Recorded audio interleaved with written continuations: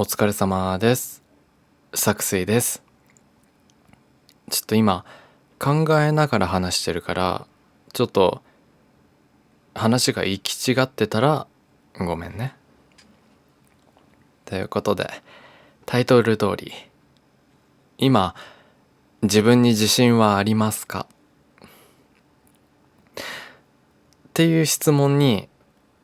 心からありますって答える人は何人いるかな。YouTube のコミュニティで集めたアンケートだと、8割の人が自信がないって回答をいただいたり、自分の配信中にも話した際には、自信があるよって人は結構少なかったんですよね。でも、自信がない中でも、自信が欲しいって思ってる人はたくさんいる。だから、自信がない中で少しずつ自信に変えていって、人生を今以上に楽しめるやり方を作水の経験を話しながら共有できればなって思って、お仕事の飲み会の後、電車に揺られながら話したいなって思って、でも今ちょっとちゃんとみんなに伝えたいから、何を話すのか考えながらお話をしてます。いいなって思っていただいたり、今回話すことがね。で、新しい発見とか感想等あれば、高評価とかコメントをお待ちしてます。自信ないけどこれから頑張りたいって人もいたら反応待ってます。この動画は自信がなくなった時、物事を前向きに捉えられなくなった時、自信がないって思った時、聞いてもらえたらなって思ってます。少しでも生きるエネルギーに変えたり、一歩踏み出す勇気になれたら嬉しいです。で、こんな大それたタイトルにしてるけど、正直自分も自分自身に自信はあるけどありません。マイナスな時もある。最近思うのは、人間ってすごく数字に左右されやすいって思ってんだよね。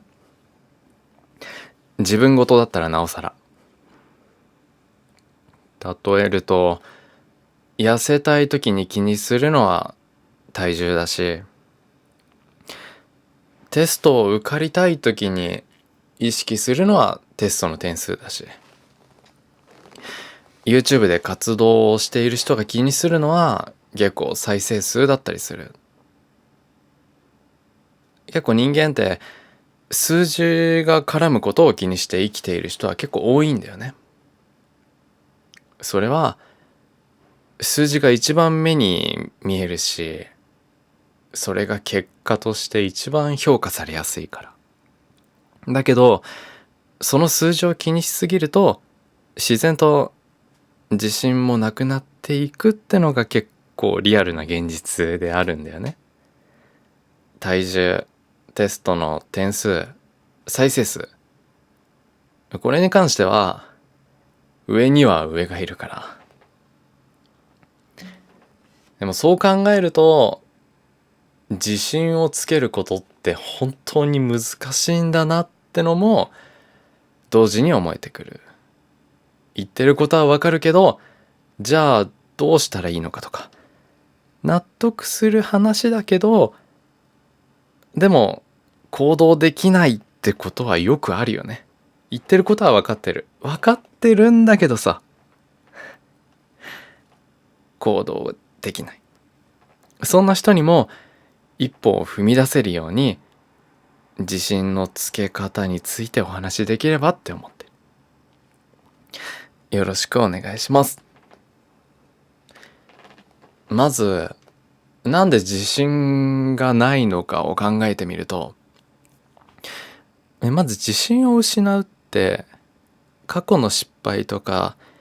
人からの評価あとは自分自身の厳しい自己評価から来るもんだと思ってるんだよね、自分は。特に今って SNS の時代じゃん。自分も含めさ、やっぱり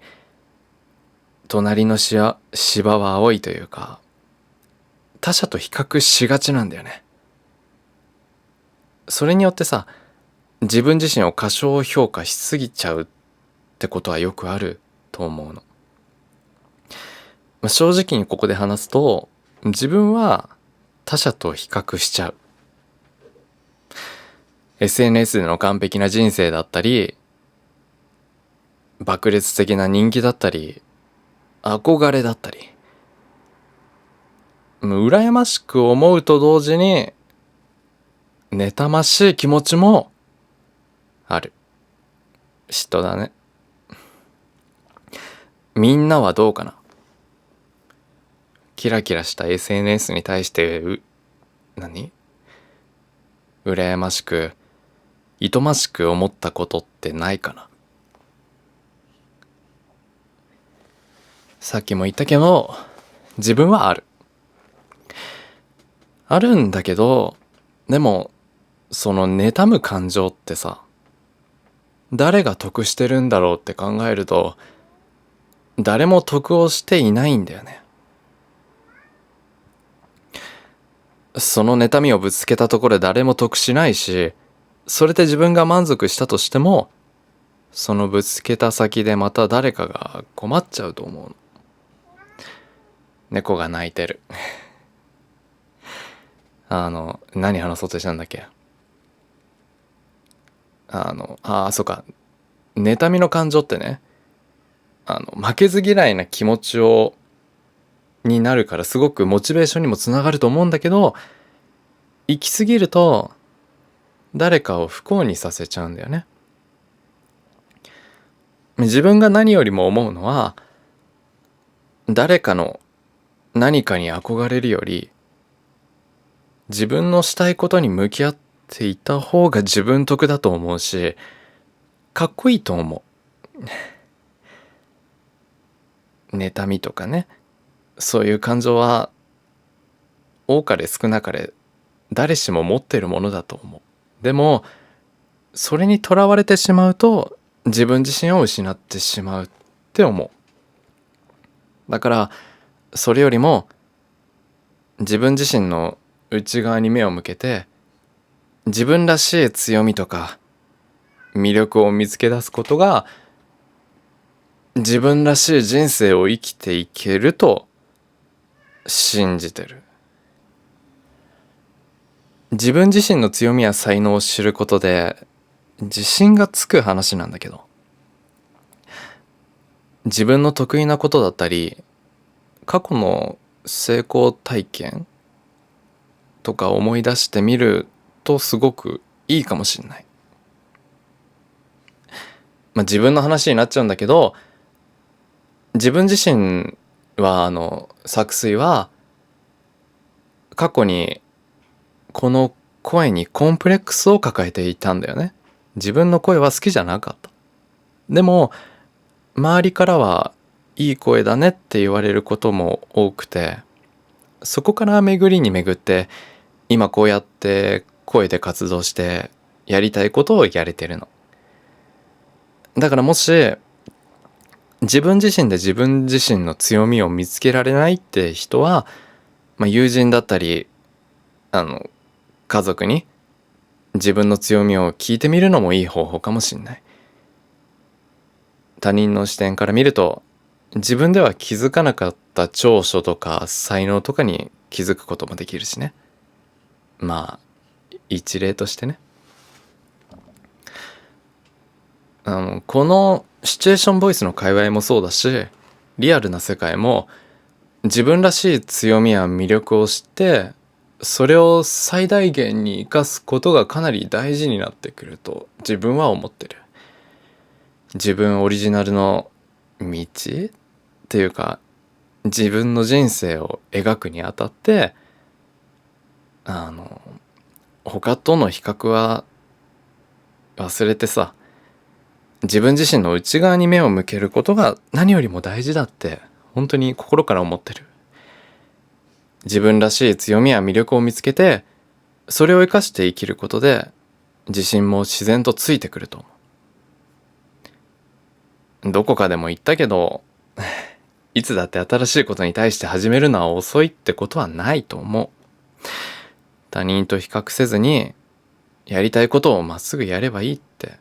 心から本当に思ってる。本当にやりたいことがあるのであれば、やったらどうなんだろうって思う前にやってみて、でそのやってみたらそこでの経験が何よりも自分自身のためになると思う。そして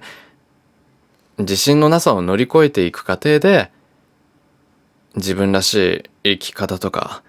価値観を見つけることができたら嬉しいなって思う。だからこれらを踏まえて自信にしていただけたらなって思うかな。これが今回自分が動画で今話したかった内容なんだけど、でもちょっとごめんね、話しながらの考えながらの感じで伝えてるからあれなんだけど、だからどこかでも言ってたけど、自分の人生だし、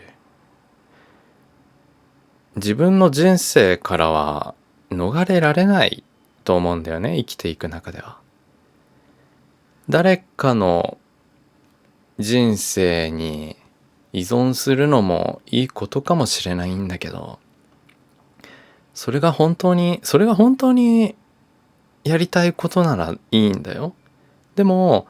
何かを不満に思うというか、何かを抱えてやりたいことをやれていないのはまたそれは違うと自分は思っているから、そんな甘い人生じゃないって思うかもしれないけど、でも80年ぐらいしか生きていけない中でやりたくないことをやり続けることに何か意味があるのかなって。もちろんやりたいことの中にやりたくないことってたくさんあると思うの。だったり、やりたいことに対してやりたくないことを積み重ねていかないとやりたいことができないっていう状況もあると思う。でも心からやりたくないことに対してやっぱりそれを続けていくのは自分的には間違っているのかなって思う。でもそれに難しいよね。いろんな理由がある。誰かを支えるためとか、猫が鳴くように何かのヒントになれば、何かのきっかけになれば、何かの一歩になればと思ってこの音声を録音させていただきました。 BGM なし、ただのこの声だけの何気ない動画だけど、こうやって出会った中で何かの発見になればいいなって思って録音させていただきました。日々自分はいろんなことを勉強して学んで、その思ったことをこうやって動画にしたり文字にしたりして共有できればなって思っているから、足元まで来た猫が。だから自分含め一緒に成長していければなって思ってる。だから今考えていることも間違ってないし、でも間違ってるかもしれない。だからこの意見だけに依存しちゃまたいけないんだよね。これを聞いて自分は何を思ったのかってのが一番大事だと思う。それが何？あなたの価値だから。だから大丈夫だよ。何を始めるにも遅いことはないし、絶対に今聞いてるあなたにしかできないことはあるから、急がず、